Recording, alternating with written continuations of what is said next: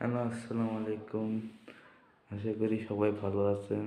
ভিডিওর টাইটেল দেখে আপনারা সবাই বুঝে গেছেন জিজ্ঞাসা করে কী ব্যাপারে কথা বলা হবে। ইয়েস, আমার আব্বা অ্যাক্সিডেন্ট করেছে।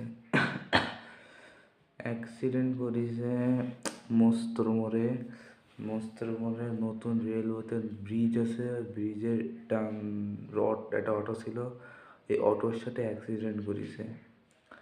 এখন ওই অটো দাঁড়িয়েছিল রাইট সাইডে, এখন আব্বু চলে গেছিলো বাম সাইডে মানে বাঁচার জন্য, কিন্তু তখন উনি পুরো সেন্সলেস হয়ে গেছিলো, মানে উনি জ্ঞান হারিয়ে ফেলেছিল। জ্ঞান হারানোর কারণে উনি বাম দিকে যায়, ডান দিকে চলে গেল। ডান দিকে চলে যাওয়ার কারণে অটোর সামনে যা মেরে দিয়েছে, অটোর সামনের দিকটা পুরো ভেঙে গেছে। আর অটোর পিছনে যে প্যাসেঞ্জারটা ছিল, ওই প্যাসেঞ্জারের মাথায় আব্বুর হেলমেটে লেগেছে, আর ওই প্যাসেঞ্জারের মাথার এখানে কেটে গেছে। ওয়েল, ড্রাইভারের কিছু হয় না, ড্রাইভারের কী হচ্ছে এবং আব্বু পড়িছে বাম সাইডে যে পড়িছে। এখন ওই বাম সাইডে যে একেবারে যে বাম হাত আছে না, এই বাম হাতের এখান থেকে এই পর্যন্ত, আর এই পর্যন্ত পুরো ভেঙে গেছে। লাইক 3 4 5 6 7টা জায়গায় ভেঙে গেছে, এবং এই হাতটা পুরো ব্যান্ডেজ, এবং এই যে আঙ্গুল আছে না, এই আঙ্গুলটা এখান থেকে কেটে পড়ে গেছে, ও ডাক্তারের সেলাই করেছে। আর তারপরে ঠোঁট আছে না, এই ঠোঁটটা কেটে গেছে, সামনের এই যে দুইটা দাঁত দেখতেছে না, এই দুইটা দাঁত ভেঙে গেছে। এবার এই যে এই দাঁতটা আছে না, এই দাঁতটা ঠোঁটের ভিতরে লাগিয়েছে, ঠোঁটের ভিতরে চলে গেছিল, ঠিক আছে। আর তারপরে যে বাম পায়ে যে হাঁটু আছে, ওই হাঁটুর যে বাটি আছে, ওটা আবার ভেঙে গেছে। মাজা আছে, ওই মাজাটা ভেঙে গেছে। মাজা ভাঙিনি, মাজার বাটি ভেঙে গেছে। এখন এই কারণে উনাকে হয়তো ঢাকায় নিতেই পারে, কিন্তু 1 সপ্তাহ ওয়েট করে যদি উনি নড়াচড়া করতে পারে, তাহলে ঢাকায় নিয়ে যাওয়ার দরকার নেই। আর যদি ওগুলো না করতে, নড়াচড়া উঠাউঠি করতে না পারে, তাহলে ওনাকে ঢাকায় নিয়ে যেতে হবে। বাট ডাক্তাররা 6 দিন পরে ডিসিশন নেবে, দেখি কী হয়। আল্লাহর রহমতে যেন ঢাকায় যেন নিতে না হয়, তাহলে আমাকে একা থাকতে হবে না, আম্মুকেও ঢাকায় যেতে হবে না। যখন অ্যাক্সিডেন্টটা হলো, উনি কীভাবে করলো, কিসের সাথে করলো, কোথায় করলো, কিচ্ছু মেমোরিতে নেই। ব্যাস এতটুকু জানে উনি মস্ত মরে গেছিলো কোনো একটা কাজে, ব্যাস অতটুকু মনে আছে। কোন টাইম বলে কিচ্ছু মনে নেই। উনি যখন চোখ করলো, উনি বললো যে এটা আমি কী করি, আমি কোথায় কী করি। বাট ভালো কথা যদি হেলমেট পরেছিল এবং ওনার মাথায় লাগিনি, মাথায় যদি লাগতো তাহলে ব্রেন ড্যামেজ হতো এবং কোমায় চলে যেতে পারতো, অথবা মরেও যেতে হতো, অনেক ভয়ঙ্কর কিছু হতে পারতো। এটা হচ্ছে আব্বুর পঞ্চমবার বাইক অ্যাক্সিডেন্ট।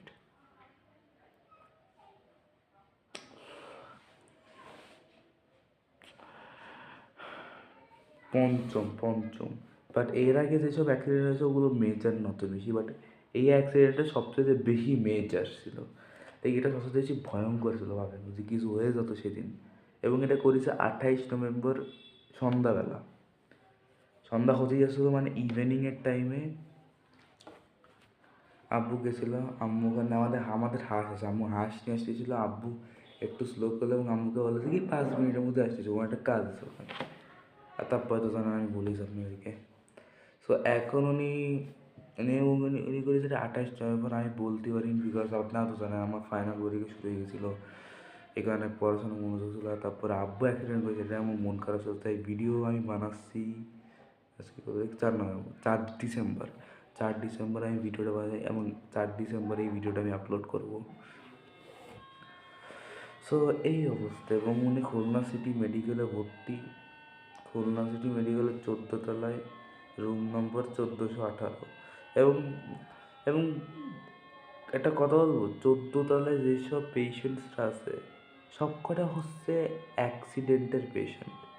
প্রত্যেকটা পেশেন্ট অ্যাক্সিডেন্টের। আমার এটা বুঝলাম না কেন ভাই, কি এটা? সব কটা পেশেন্ট অ্যাক্সিডেন্টের পেশেন্ট মানে কি? থাকুক দিন যা হয়েছে হয়েছে। তাছাড়া দেখ আমার টাকা দিচ্ছে ক্যাবিন ভাড়া প্রত্যেকটা দিন 2,000 টাকা।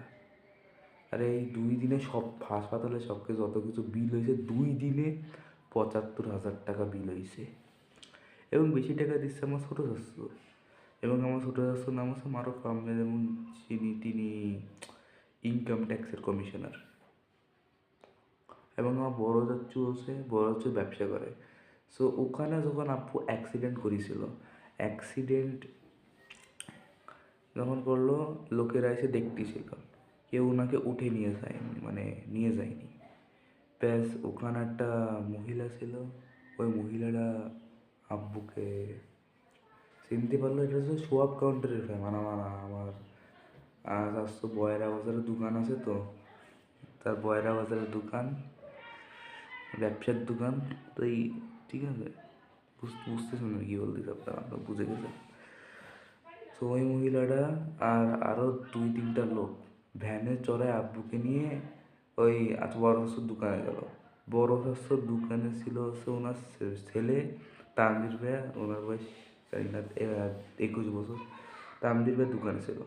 তানভীর ভাইয়াও বড় শাশুর ব্যবসা করে, তানভীর ভাই ওনার থাকে পরে বলবো মানে ঘটনাটা। এবং তখন হচ্ছে বড় শাশুর দোকানে কেবলমাত্র আসলো এবং দেখলো, দেখার সাথে সাথে সবাইকে বলে, দেখার সাথে সাথে প্রথমে আমার সুরাজকে ফোন দিয়েছে, বিকজ উনার টাকা পয়সা আছে। এবং তখন আমার একটা হোসেন দাদু হচ্ছে আব্বুর মামা হয়, উনি হচ্ছে ও বয়রা বাজারে আসছিল ওনার একটা কাজে। তারপরে ওখানে একটা ভ্যানওয়ালা বললো যে কি আপনি ফারুক আহমেদ, আমার আব্বুর নাম ফারুক আহমেদ, আলহাজ ফারুক আহমেদ, আপনি কি ফারুক আহমেদের মামা? হ্যাঁ উনি, হ্যাঁ ফারুক আহমেদ আমার ভাগিনী হয়। তা বললো যে কি ভ্যানওয়ালা বললো যে কি উনি তো অ্যাক্সিডেন্ট করেছে। এখন আর হোসেন তো বললো যে কি আপনি কি বললেন, আপনি কি বললেন? তারপরে সবাই মিলে আব্বুকে নিয়ে প্রথমে গেছে 250 বেড, 250 বেড থেকে নিয়ে খুলনা সিটি মেডিকেলে গেছে। আর এখন খুলনা সিটি মেডিকেলে, বাট এখন সে অবস্থা 6 দিন পরে যদি উনি মাজা নড়াতে পারে, ওঠাচড়া করতে পারে, তাহলে ঢাকায় নিয়ে যেতে হবে না, না করতে পারলে ঢাকায় নিয়ে যেতে হবে। এখন আমি কিছু জানি না, আল্লাহর কাছে দোয়া করেন যাতে মাজাটা ঠিক হয়ে যায়, বিকজ আম্মুকেও তাহলে ঢাকায় যেতে হবে না, কারণ বাকি সবাই তো চাকরি করে। তো এই অবস্থা, আপনাদেরকে আপডেট দিচ্ছিলাম। So and also I will be taking 4-5 months break from YouTube because of my dad's current situation, current অবস্থা. So that's why I wanted to tell you this, guys. এবং এবং জানি না আমি কখন মোটরসাইকেলের অবস্থাতে দেখাবো। আই থিঙ্ক এখনই দেখাবো এই ভিডিওটা শ্যুট করার পরে। So stay tuned for that motorcycle reel. কী অবস্থা, সামনে পুরো ভেঙে গেছে গাইস। এবং স্পয়লার অ্যালার্ট, অনেক খারাপ অবস্থা, অনেক খারাপ অবস্থা। আপনাদেরকে স্পয়লার দিচ্ছি, বেশ অনেক খারাপ অবস্থা। বলবো না কীরকম অবস্থা, বাট অনেক খারাপ অবস্থা। কোন দিকটা ভাঙিয়েছে কোন দিকটা ভাঙিনি এটা বলবো না, আমি এটা বলবো না। আমি বলবো অনেক খারাপ অবস্থা, চালানোর অবস্থা আছে নাকি তা জানি না। সো আপনারা আমার জন্য দোয়া করতে থাকেন। আল্লাহ হাফেজ, বাই বাই।